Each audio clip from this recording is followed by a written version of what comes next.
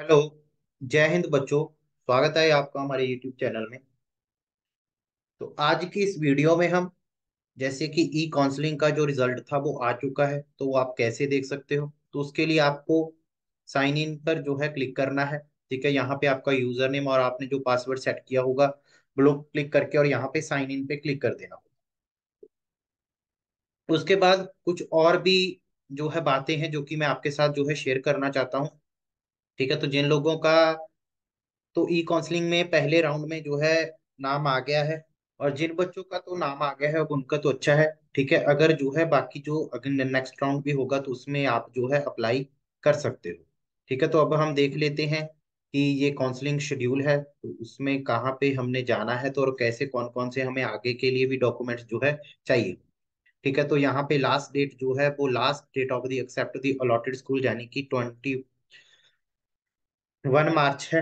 और उसके बाद जो है फिजिकल कम मेडिकल स्टूड जो है शेड्यूल रहेगा वो आपका 20 मार्च से लेके 4 अप्रैल तक रहेगा। ठीक है, और लास्ट डेट रिपोर्टिंग दी अलॉटेड स्कूल जो है वो 4 अप्रैल तक रहेगी। ठीक है, तो अभी हम कुछ और भी इंफॉर्मेशन जैसे कि आप स्कूल वाइज अगर कोई देखना चाहता है कि कितनी कट ऑफ गई है। ठीक है, तो यहाँ पे आप क्लास 6 के लिए या फिर 9th के लिए जो भी देखना चाहते हो।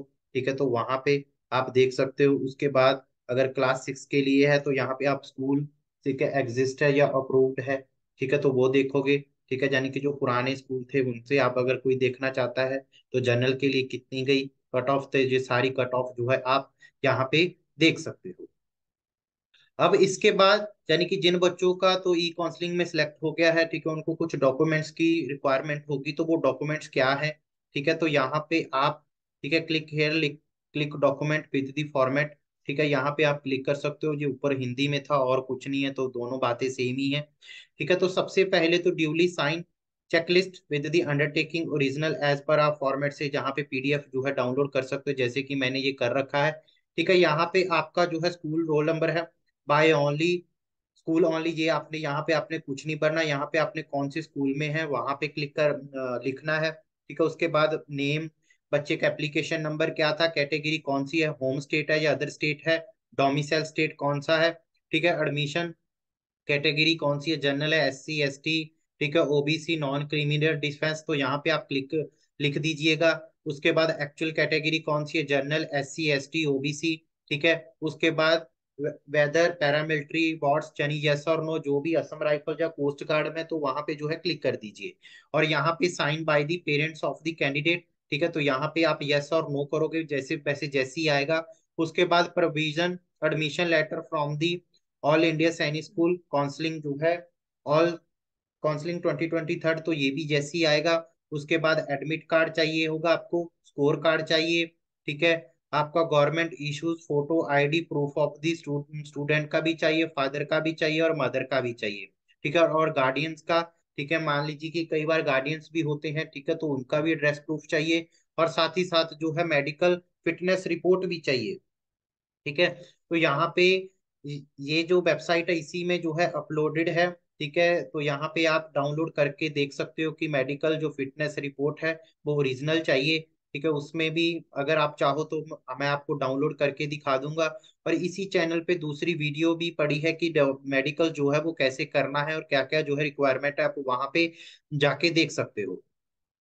उसके बाद proof of the date of birth. ठीक है, copy of the birth certificate जो कि इशू हो किसी भी कॉम्पोनेंट गवर्नमेंट अथॉरिटी के द्वारा।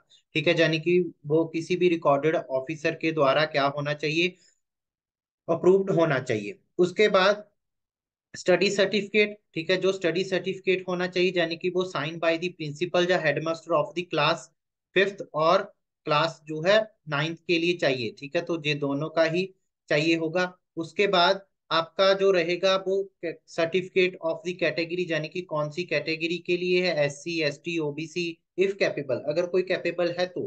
ठीक है, तो यहाँ पे भी जो है इसका फॉर्मेट दिया रहता है। ठीक है, आप डाउनलोड करके देख सकते हो, मैं आपको एक बार दिखा भी देता हूँ। तो इस तरीके का जो है आपका जैसे कि जो ओबीसी नॉन क्रीमी के लिए फॉर्मेट है, तो यहाँ पे आप जो है इस तरह का आपको मिला होगा।